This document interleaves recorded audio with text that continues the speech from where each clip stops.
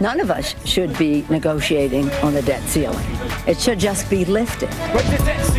That's what the big spenders say, and they get their way. But what if this were the budget of someone you know? What do you think of these people? They're making $24,000. They're spending $35,000. They're almost $11,000 in debt. They should get their priorities straight on what they need to be spending and saving their monies on. Actually, this is the federal budget. I just took zeros off. Whoa, that's a lot. What can I do for you today? Suppose America were a person trying to borrow from a bank. I would like to raise my debt limit. Excuse me? My debt limit, I'd like to raise it. Yeah, it says here you're $140,270 in debt.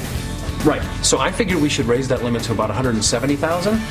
I just bought a 60-inch flat screen. America's bought plenty of flat screens and promises everyone many more things. Is there no limit on what politicians can promise? Who will pay for it? Oh, kids will. Excuse me, I have to take some of these. No, I'm the old person. I need this. No, I won't give it back. But stealing from kids isn't fair. So tonight, the week after government barricaded veterans away from their memorial, I say what America needs is a barricade to keep Congress away from our money. Because we're up to almost 17 trillion problems. That's our show tonight.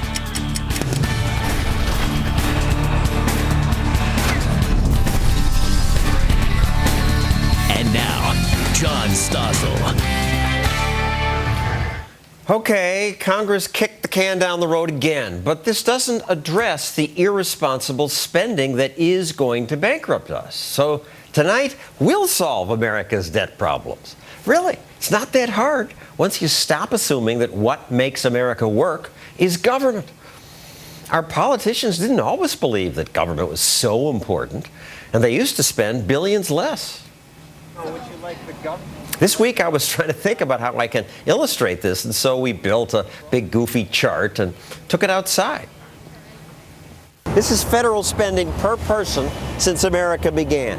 It started low, less than 5% of the economy. Here's World War I. Here's World War II. Used to go down after wars, but now, even in peacetime, it only goes up. Pretty soon, we're up here. How are we going to pay for that? So what's going to happen? We're going broke. Our grandchildren and even our children are just, they're going to be burdened with a big debt. It's unbelievable the amount of debt that we're racking up in our country right now. $20,000 per person. It's astronomical. This is where we're going. Well, you should stop. You should stop.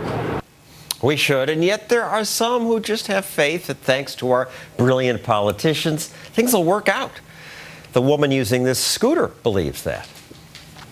So how do we pay for my generation who's been promised health care, but now we're living 20 years longer? I think that there are definitely plans for that. I mean, the Affordable Care Act's in place. I think it covers a lot of people, including people. That's going to take care of that. I think it will. Yippee! The Affordable Care Act will just solve the biggest problems. If only it were true. But the truth is that government solutions are the problem. Government does too much and promises too much. Dan Mitchell and Abby McCloskey spend their working days looking at the budget and how it's grown, and they work for competing think tanks. Dan's with the Cato Institute, Abby's with the American Enterprise Institute. Dan, you say that the $17 trillion debt is not the problem, it's just a symptom. It's a symptom of the problem of government being too big and doing too much. And let's do an analogy. Let's say that you went to the doctor because you were coughing a lot and you found out that you had lung cancer. Oh, that's really bad. But what if the doctor said, well, here's some Robitussin, you won't cough anymore? Will you be happy with that? No, of course not. You want to deal with the underlying problem. If it worked, I would. Well, it might get rid of your cough, but it's not going to deal with the lung cancer. And the problem is government has exploded in size, as that chart you had illustrated. And because of entitlements that are poorly designed and demographic change, the burden of government spending is going to reach European levels in the future. Something has to be done because no amount of tax increases is going to solve the problem. As a matter of fact, that would probably make the problem worse because politicians would just spend the money. What's wrong with European levels? People say Europe's doing okay. Greece, Italy, Spain, Portugal, and it's just a matter of time before France hits their fiscal crisis, Belgium hits their fiscal crisis.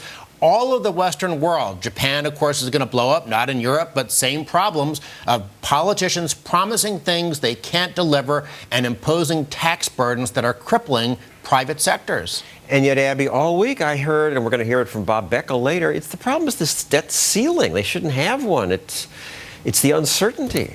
Right. I mean, the debt limit has been turned into the enemy in this debate as opposed to the actual federal debt.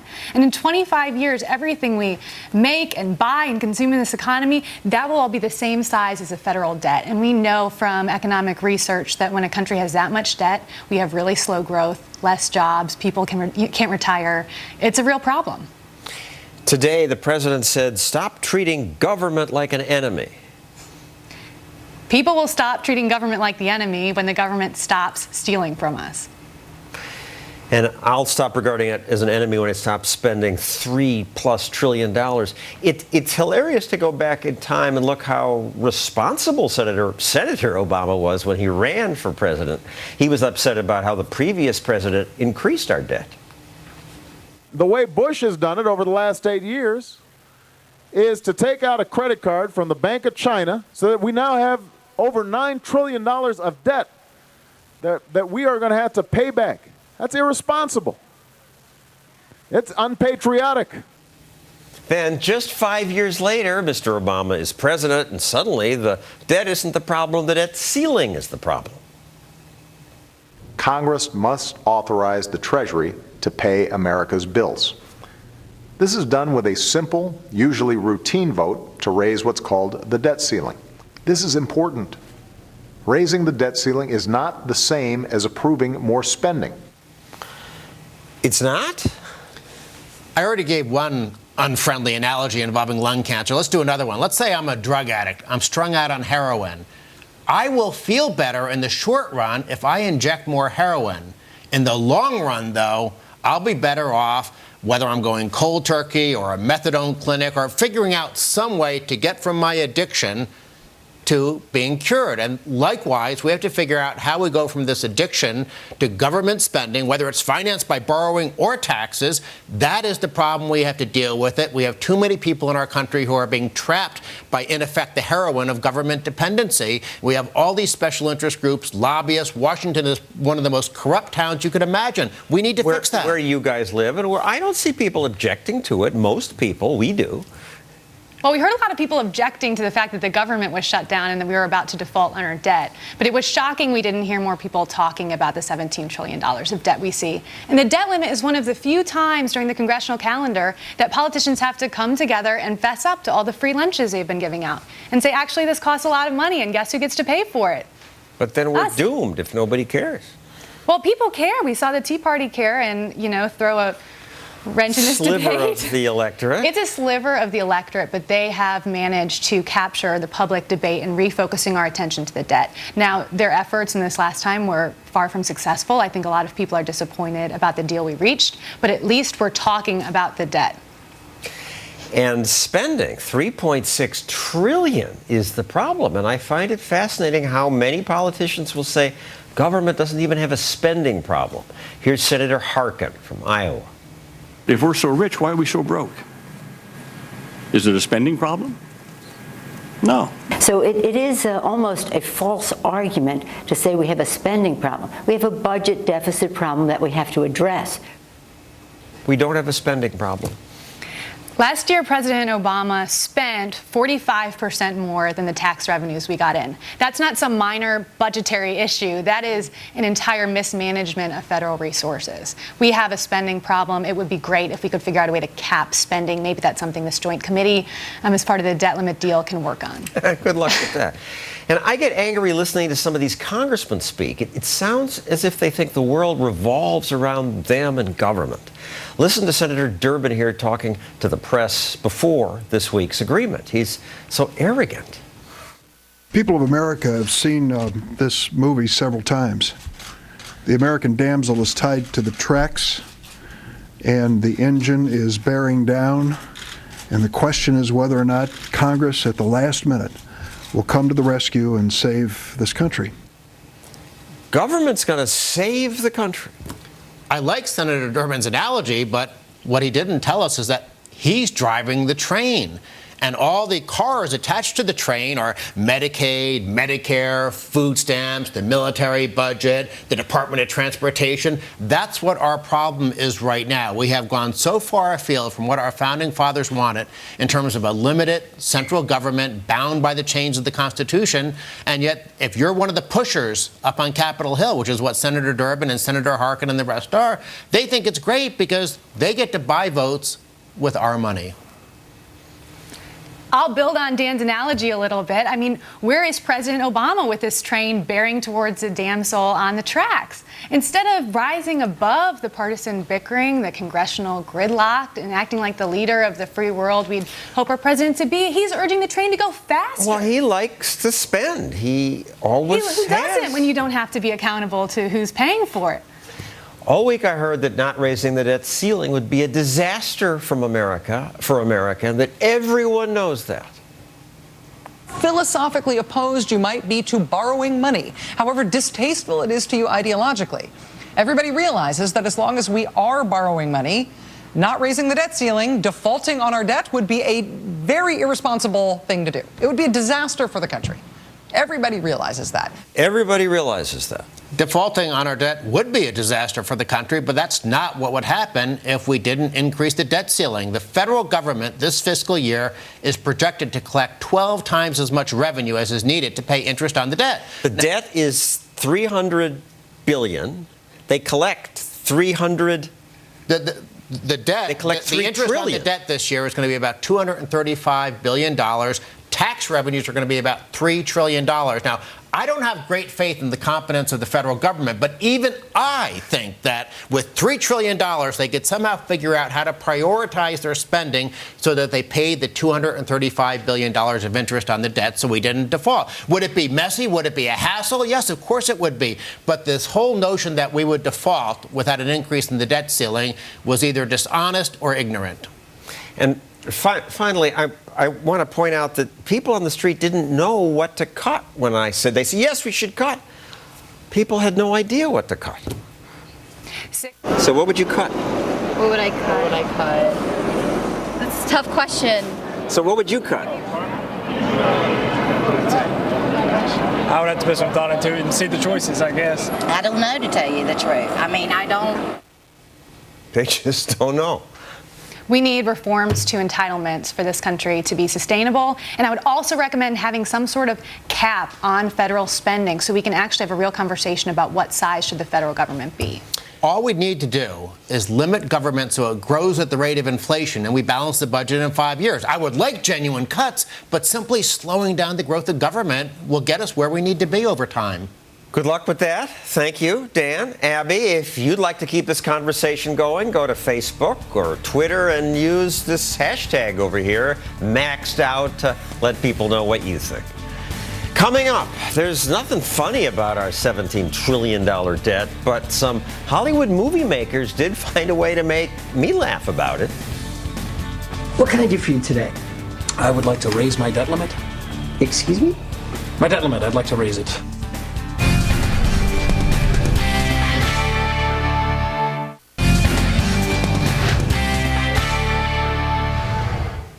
Hard to get your brain around how much our government spends. More than $3 trillion this year alone, on top of our $17 trillion debt. So sometimes I like to lop 8 zeros off the budget numbers, and then you get a chart like this. It looks like a family budget, and when I show this to people, they understand. So what do you think of these people? They're making $24,000. They're spending $35,000. They're almost $11,000 in debt. They should get their priorities straight on what they need to be spending and saving their monies on. Actually, this is the federal budget. I just took zeros off. Whoa, that's a lot. Yeah, it is a lot. And when they see this, they get it. And so I thought I was so clever to come up with that idea. But then I saw a video which is much more clever and a better way to explain the problem. A man goes to a bank to get a loan. What can I do for you today? I would like to raise my debt limit. Excuse me? My debt limit, I'd like to raise it. Because the last time I checked, Mr. Smith, you were in serious debt. Yeah, it's pretty bad. Figure we should raise that limit. It says here you're $140,270 in debt. Right. So I figured we should raise that limit to about 170,000. I just bought a 60-inch flat screen. And politicians keep spending. So I'm happy that even in Hollywood, there are at least a few people who think that's ridiculous. And two got together to make that video, put it on YouTube, where it's been watched more than 2 million times. Seth Meyer produced the film. Brian Stepanek was the actor and director. It's good you guys did that. Well, we enjoyed making it. It was something that that we had talked about, and I had thought of the idea and pitched it to my brother, and we were both laughing so hard that I decided it was something that we should probably move forward with and write a script. And yet you say you're not political.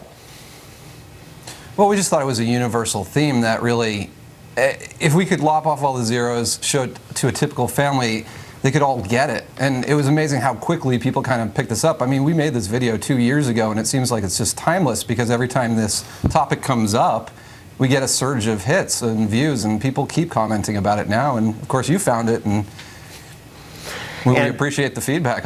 And some of the numbers now are old, which you'll see as we play some more of it. Seth Meyer makes me think of that guy Seth Meyers on the Saturday Night Live, but you don't look like him, no. Yes. No, we're from the same area, but yes, no, I get that a lot.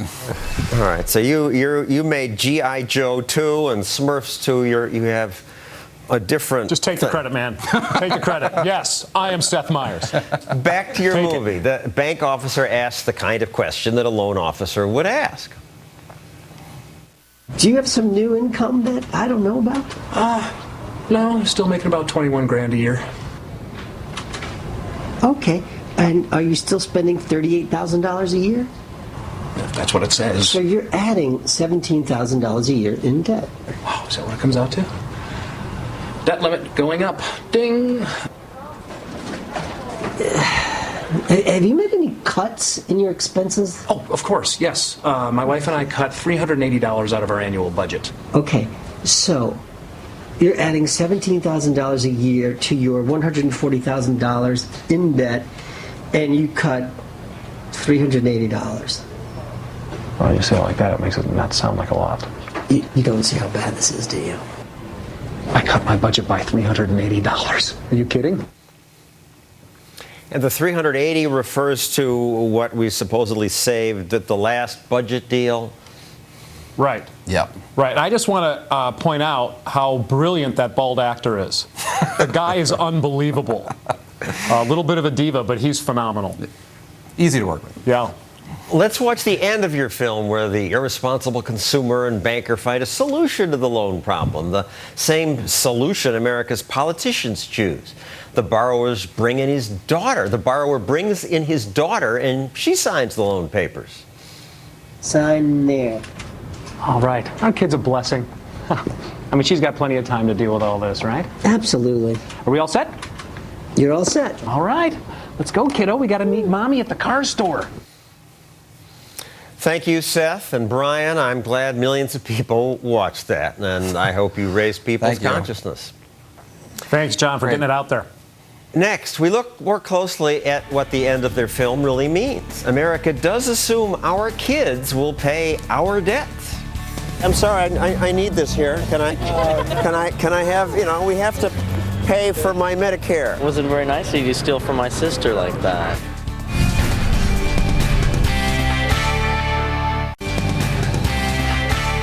Excuse me, I need to take this phone. What are you doing? Hey, get that back. I'm old, I need this.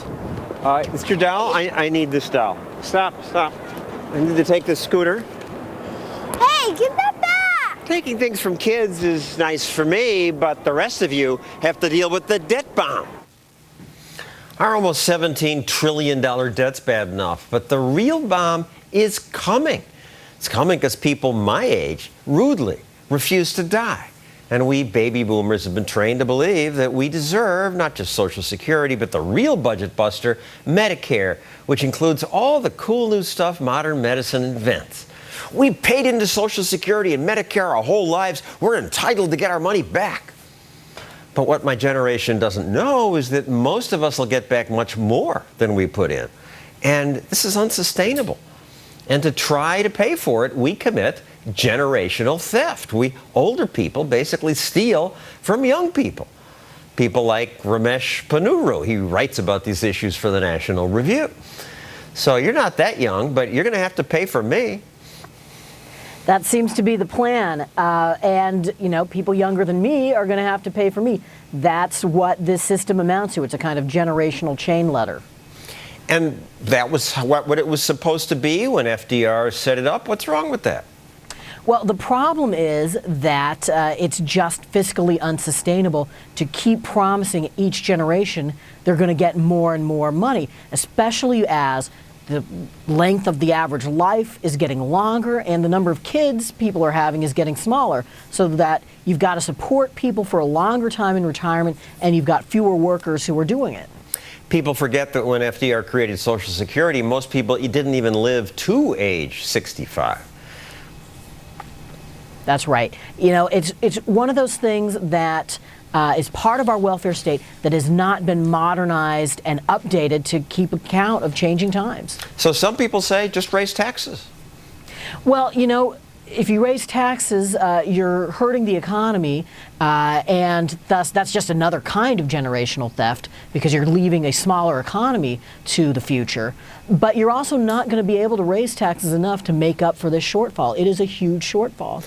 Yeah, there are so many people roughly my age. We're the baby boomers, and you could double taxes and it wouldn't cover this. Unbelievable. I keep hearing these numbers. $30 trillion unfunded liability, $90 trillion. We spend $3 trillion a year, which is enough, but these future numbers are impossible. That's right. It's, I mean, if you want a good scare before Halloween, go look at the projections on U.S. federal debt. And those projections are driven overwhelmingly by Medicare and Social Security. And the $30 trillion is going out about how many years?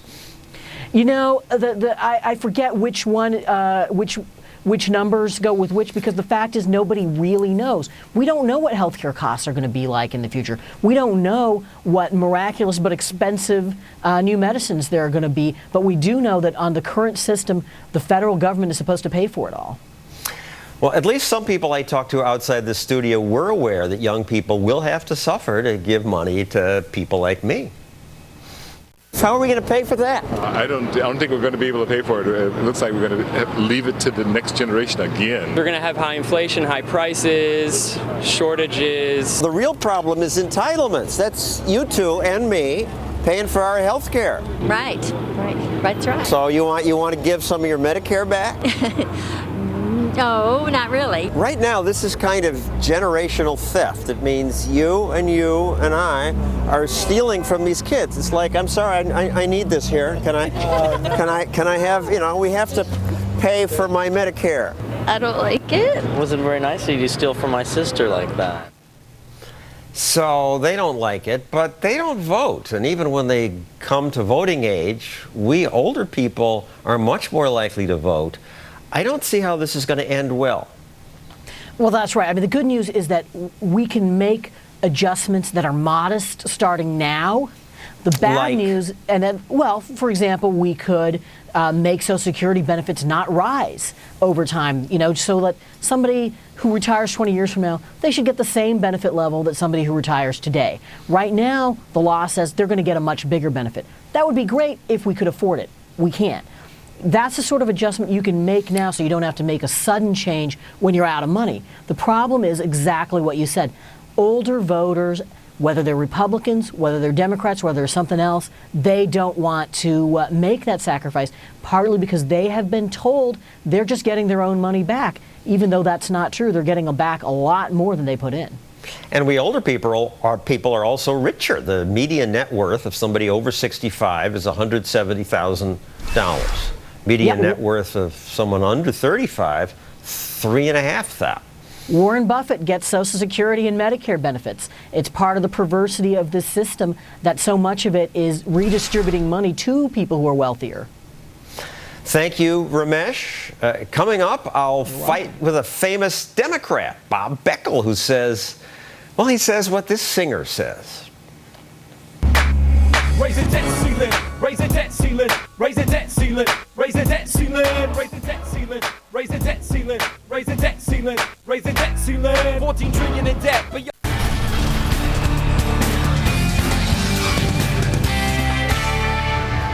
Soon we'll be up to $17 trillion in debt.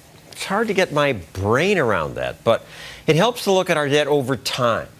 For 150 years, America had almost no debt. Then it rose during world wars, came down after World War II, but then, starting around 1980, exploded. It's gone straight up, and this is unsustainable. Outside this building, the big graph I showed people was not America's accumulated debt, but how much we spend per person every year. And most who saw it agreed that America has a spending problem and they wanted cuts. But then I asked, what would they cut? They said this. What would you cut? Oh my, I don't know. You can't cut education. We need to cut spending, obviously. What would you cut? You can't cut health care, I don't think, because we all need... So not health care, so what should we cut? Social Security? No, I think... Defense? I'm not sure what else you can cut. We're spending a great deal on the military, on medical care. And that should be cut? That's a hard question. And you can't answer it either? Absolutely not. Few people had suggestions, which helps me understand the viewpoint of all those Democrats who say, just raise the debt ceiling. And one of those is the brilliant Bob Beckel. I say he's brilliant because you fight with 4 people on the 5 every day. Yes, and I didn't. Often win all by yourself. But you're not worried about this $17 trillion? John, you know, I like you a lot, and every time I hear you talk about this and that fear and pain on your face, I worry about you. The answer to your question is no, I'm not, because for the following reasons. Yes, it has skyrocketed. And why has it skyrocketed? Simple reason, which is defense spending and entitlement programs. That's why it's gone up. You know, the rest of the budget is relatively insignificant. What is significant is that... I think 30% is left after that. That's not nothing. Yeah, no, but you also have to take into account the interest on the national debt. Okay. Which is, but you're right. Defense and entitlements are the biggies. That's right. And the interest on national debt, which is almost $300 billion. Right. And at some point, when I say the debt doesn't matter, what is it about the debt that bothered you personally? Not bothered you philosophically, but bothered you in your life financially this morning when you woke up. What was it?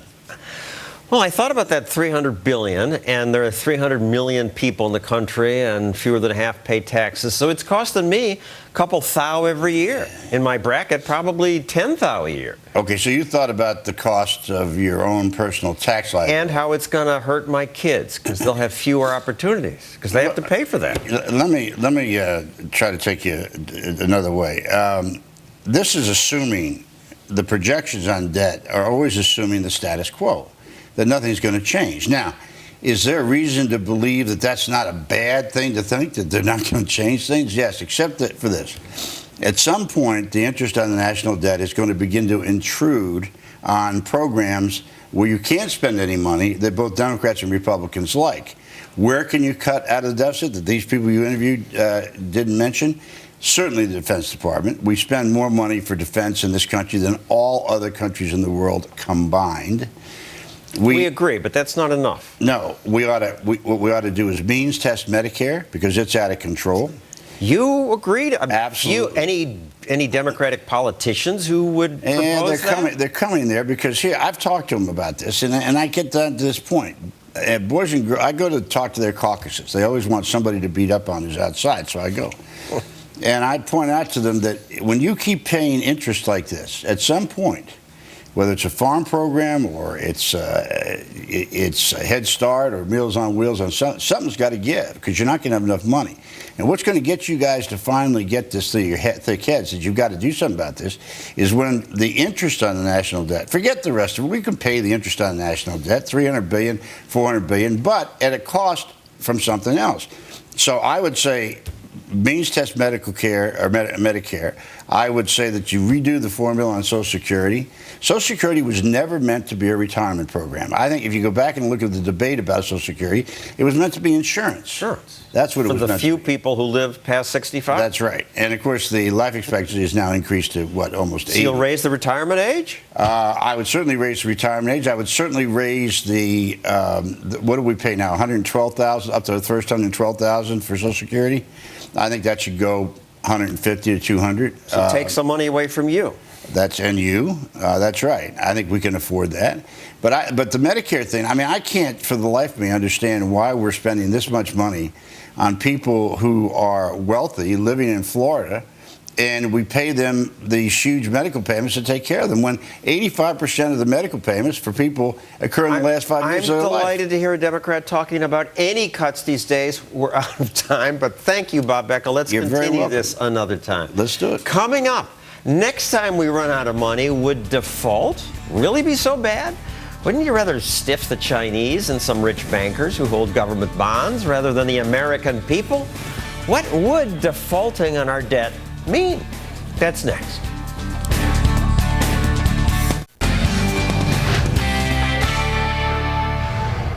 Before the government shutdown, we were told a shutdown would be a catastrophe. But what happened? How do you feel about the shutdown, the partial shutdown? I personally love it because life goes on. Right. Life went on. Most people hardly noticed the partial shutdown. But, of course, default would be worse. Default means a government can't pay its debts in full. And I'm told that would be a real catastrophe. The pain would be felt across every sector of society. They'd actually plunge this country back into recession. I think this time we're playing with fire. Now, default didn't happen either this time. But what about next time when we don't have enough money to pay our bills? Why not just default?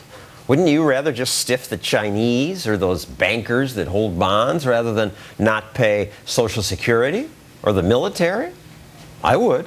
But Garrett Jones says no, America must not default. And he's an economist at George Mason University, and I assume you know more about this than I. So where do I go wrong? Well, part of it is that so many of us already have invested in America. We have pension funds, we have banks that we hold our savings in, and we have retirement accounts. And these are all ways that we've all saved. And if the government breaks its promise to debt holders, it's breaking its promise to many, many of us. But at the rate we're going, we're not going to have the money. So three choices, right? They can inflate the currency into nothingness, so they give us the money, but doesn't have the value. Mm-hmm. They stiff the Chinese or the bondholders, or they don't pay the old people who need the money. Yes. Those are really the three ugly options that face all of us, right? And you're saying we can't do any of them? I think they're all ugly choices, right? So my guess in real life, what will the rich countries do that face these problems, especially the U.S.? We're going to do some mixture of raising taxes and cutting spending because politically and economically, it's really hard to stiff it to the bondholders. And why? Russia defaulted. Argentina defaulted. A couple years later, they were doing well. Well, relatively well. They're still Argentina and Russia. Well, those are middle-income countries. They're not the richest country in the world. You know, there's something different about the average American getting pulled over for a DUI and the class valedictorian. When a country like the U.S., which has made every single bond payment since the Constitution was written, when a country like the U.S. breaks a promise to its bondholders, investors will be terrified for years to come. Well, we break promises all the time. We said we were going to attack Syria. The president said in 2008 that he would cut spending. Mm-hmm. Why should this be so different? And back to Argentina or Russia. They suffered greatly. Their countries were way out of whack. Within a couple of years, they were growing at 8%. It's like prices found the new floor. They got a new start. You're right. Every once in a while, someone who has had bad luck, a family that's had bad financial luck, can go through bankruptcy and they come right out soaring. But the U.S., we've been the financial center of the world for quite some time. The U.S. has been able to borrow at super low, super cheap interest rates. And our private sector builds on the stability of the government sector. So people would be afraid to lend money to big U.S. firms. I would think they'd be afraid now because they can see the direction things are going. Merely by saying we're going to give you a 5% haircut, that then suddenly changes everything and then interest rates shoot up? You make a good point right there, right? A 5% haircut might not scare international investors or American investors all that much. But a 5% haircut promising to pay 95% of what you owe isn't going to save us that much money either. And we need much more. Well, let's take a look at this video made by a group that says it's a terrible thing that we rely so much on Chinese money to cover our debt. And it shows a Chinese teacher mocking us. 巨额的所谓刺激开支，庞大的医疗改革，政府接管私有企业，债务累累。当然，我们是他们的大债主。现在他们都得给我们干活。But what are they going to do? I don't see what the problem. They're not going to repossess the Empire State Building and Apple and General Motors. What can they do? You're exactly right. When it's always really tempting for national governments to default on their debt for just that reason. There's no repossession agency in most cases, right? So, but the reason why is because nations want to keep their reputations. There must be some reason why when rich countries go to the trouble of defaulting, they actually end up only sort of half defaulting, partially defaulting. So they repay about 2/3 of it. Why? Because they really hate being cut out of the international credit markets. Governments and the private sector rely on borrowing to just keep the engines of capitalism running. Thank you, Garrett. Coming up, our $17 trillion debt is not an insurmountable problem. It just requires a few cuts. And I'll make them when we come back.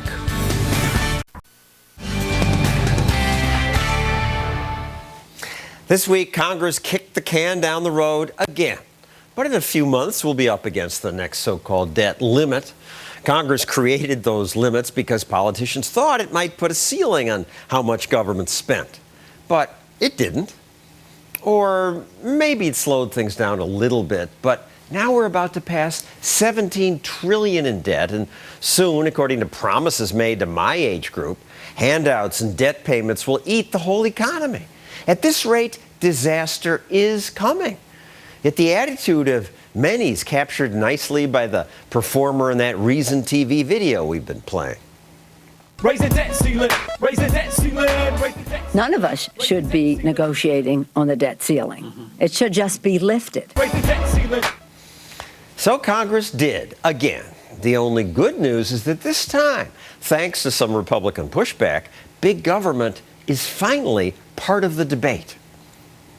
Lots of people I talked to said government needs to be cut. This idea of kicking the can again to February is just a terrible concept. Tonight I poked fun at how many couldn't name any specific cut. That's really tough. But I should also point out that some could. In my experience, this is new. So what would you cut? Education and spending and social programs. Really? What about the people who need them? That's what the states are for. You don't want to pay for my health care? No, sorry. What would you cut? Anything not authorized by the Constitution, we eliminate. What would happen to the poor people? Well, I'm a poor person. I would eat. I would find a way to eat.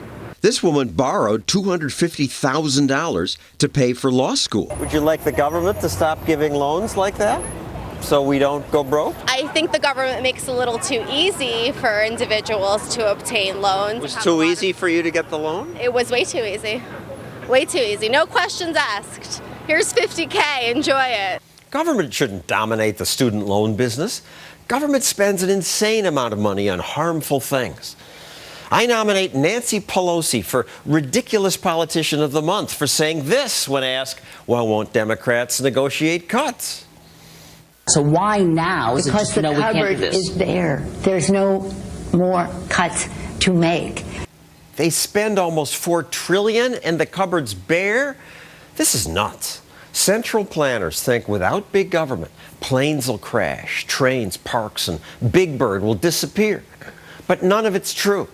There is so much we could cut and should cut, like NPR and PBS funding. There shouldn't be government television, and Big Bird doesn't even need the money. Foreign aid, it usually does more harm than good. On to bigger cuts. End the war on drugs. When Americans hurt only themselves, leave them alone. Kill Fannie and Freddie. Government shouldn't finance 90% of America's mortgages. That's socialism. Eliminate cabinet departments like Commerce, Energy, Agriculture, Secretary. We don't need them. Commerce happens. It doesn't need a department.